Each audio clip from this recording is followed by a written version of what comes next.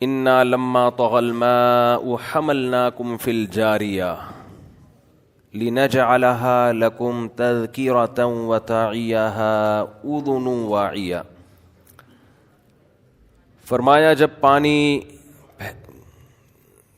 نے سرکشی کی نوح علیہ السلام کے دور میں، دنیا میں سیلاب آیا تو ہم نے تمہیں کشتی میں سوار کیا. تو ہم نوح علیہ السلام کی اولاد ہیں، ان کے 3 بیٹے کشتی میں ان کے ساتھ سوار تھے، ہم سب انہی کی اولاد ہیں. باقی سب کو اللہ نے ختم کر دیا. کیوں ختم کیا؟ انہوں نے پیغمبر کی بات نہ مانی. یہ دنیا میں حادثات ہوئے ہیں اور یہ اخبار کہلاتی ہے متواتر. جو خبر متواتر ہوتی ہے نا، متواتر یہ لفظ یاد رکھ لیں، یہ بہت کام آئے گا. کیا کریں، میں بات سے بات نکلنا شروع میں ہی شروع ہو جاتی ہے، ٹھیک ہے نا، لیکن یہ موضوع ہی سے متعلق. بعض لوگ جو اسلام پہ اعتراض کرتے ہیں نا، وہ ایک اعتراض یہ کرتے ہیں کہ مسلمان محمد صلی اللہ علیہ وسلم کے برحق ہونے کی، آپ کو میں نے دیکھا ہوا ہے کہیں، ہاں یہ ان جیسے ہیں، آپ ہیں آتے رہتے ہیں، اٹک سے تو ہیں لیکن پھر وہ کراچی کے ہیں جن کی میں بات کروں، آپ ان جیسے ہیں. تو بعض لوگ اسلام پہ یہ اعتراض کرتے ہیں کہ یہ جو مسلمان لوگ ہیں نا، یہ محمد صلی اللہ علیہ وسلم کے نبی ہونے کو ثابت کرتے ہیں قرآن سے، کہ بھئی قرآن سے آپ کی نبوت ثابت ہے، اور قرآن کا برحق ہونا ثابت کرتے ہیں نبی سے، ہیں بھئی. اس کو منطق کی اصطلاح میں کہا جاتا ہے دور لازم آ رہا ہے. ایک ایسی دلیل آپ دے رہے ہیں کہ اس دلیل کا صحیح ہونا کسی دوسری دلیل پر مبنی ہے، اور دوسری دلیل کا صحیح ہونا اس پر مبنی ہے.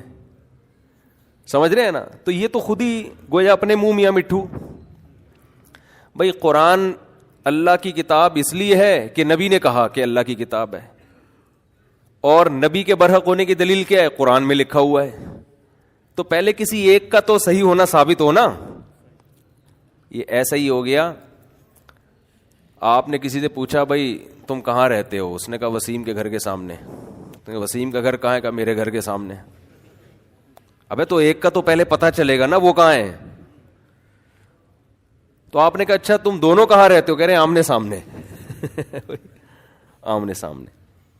تو یہ خوب سمجھ لیں کہ رسول اللہ صلی اللہ علیہ وسلم کی نبوت قرآن سے ثابت ہے، لیکن قرآن کا برحق ہونا یا محمد صلی اللہ علیہ وسلم کا برحق ہونا اس کے علاوہ بھی دلیل سے ثابت ہے.